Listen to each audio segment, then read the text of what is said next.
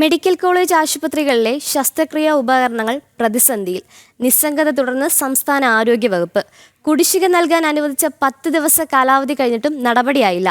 4 പ്രധാന സർക്കാർ ആശുപത്രികളിലെ ശസ്ത്രക്രിയാ ഉപകരണ വിതരണം കുടിശ്ശികയാണ് സർക്കാർ ഇനിയും വീട്ടാനുള്ളത്.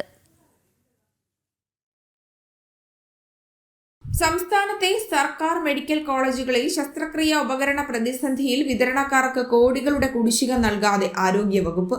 കുടിശ്ശിക നൽകാൻ 10 ദിവസത്തെ കാലാവധി നൽകിയെങ്കിലും നടപടി ഇതുവരെ ഉണ്ടായിട്ടില്ല.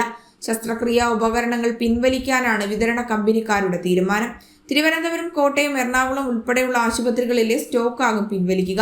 സെപ്റ്റംബർ 1 മുതൽ വിതരണ കമ്പനികൾ ശസ്ത്രക്രിയാ ഉപകരണ വിതരണം നിർത്തിവച്ചിരിക്കുകയായിരുന്നു. 100ഓളം രോഗികളുടെ ശസ്ത്രക്രിയയാണ് ഉപകരണ പ്രതിസന്ധി മൂലം വൈകുന്നത്.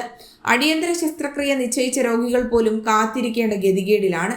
നേരത്തെ പലതവണ കുടിശ്ശിക തീർത്തു നൽകണമെന്ന ആവശ്യം ആരോഗ്യവകുപ്പിനെ ധരിപ്പിച്ചുവെങ്കിലും ഇതുവരെ നടപടി സ്വീകരിച്ചില്ല. ഒടുവിൽ നൽകിയ 10 ദിവസ കാലാവധി കഴിഞ്ഞിട്ടും നടപടി ഉണ്ടാകാത്ത സാഹചര്യത്തിൽ കടുത്ത നിലപാടിലേക്ക് പോകാനാണ് കമ്പനിക്കാരുടെ തീരുമാനം. 2025 മാർച്ച് വരെയുള്ള കുടിശ്ശികയാണ് ആരോഗ്യവകുപ്പ് ശസ്ത്രക്രിയാ ഉപകരണ വിതരണ കമ്പനിക്കാർക്ക് നൽകാനുള്ളത്. ജനം, തിരുവനന്തപുരം.